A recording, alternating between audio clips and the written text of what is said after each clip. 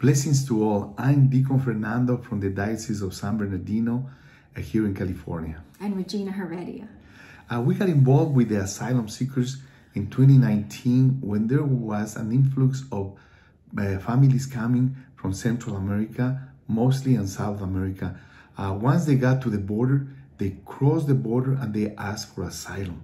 Then the Border Patrol will process them and give them a court date for them to appear near the place where family was waiting for them, and then they will just release them. Sometimes they would just leave them at the bus depot station parking lot, at a mall parking lot, and then they have to just figure out how to get to the East Coast from California. So that's how, when the diocese got involved, and through the Galilee Center in Mecca, they provided everything for them, shelter, food, and Catholic churches provide them with contacting the families and transportation.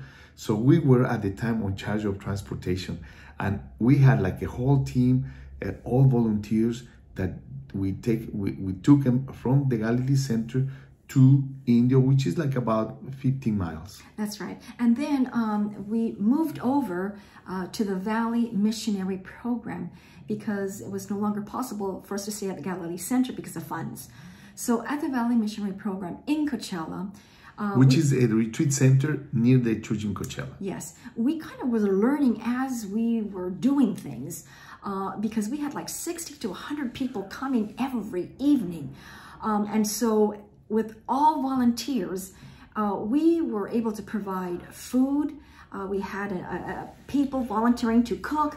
We had to serve the food. We had Sister Flo with a team gathering clothing that people donated, and she would organize it, and we would give the clothes to those that were coming.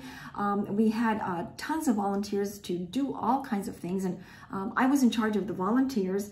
Fernando was in charge of the transportation, because once Catholic Charities made the contact, then we need to transport them to the bus station, usually at the bus station. And so it was quite a process with lots of people, needing a lot of people to come and help.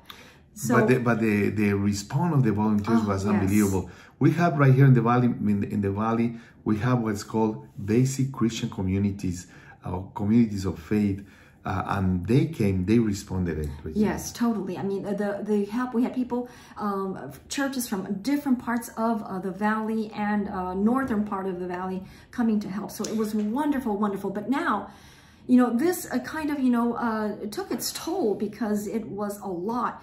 And so the diocese improved our, help. And so we, through the committee of Operation Bienvenida, it was more organized. We were able to hire someone to direct. Yeah, we had some funds, and we hired everybody to yeah, someone, a person that was in charge of the cooking, of the clothing, of transportation. You still did. Still, yeah. Yes. Well, that was still my part.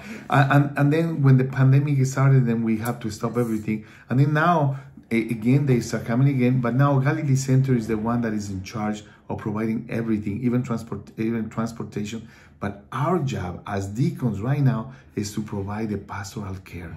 So we go to the hotels in which they are being hosted, or Galilee Center, and we pray with them, we talk with them, and it's beautiful. Yes, yes. And the beautiful thing also is that it's not just the deacons, but it's the deacons and the deacons' wives that go together. Sometimes it's 2 couples, sometimes it's 3 couples. And it's just a beautiful time praying and being present with these families who are here in a different country. So we're still there. If you would like to come one day and visit, please come, talk to them, pray with them, walk with them. It's like, as a deacon, you're there to serve, but we are the one that get the best part. So we invite you to please come. Thank you very much. And may this be a fruitful meeting, and may your diaconate shine through the church and through the community. Blessings.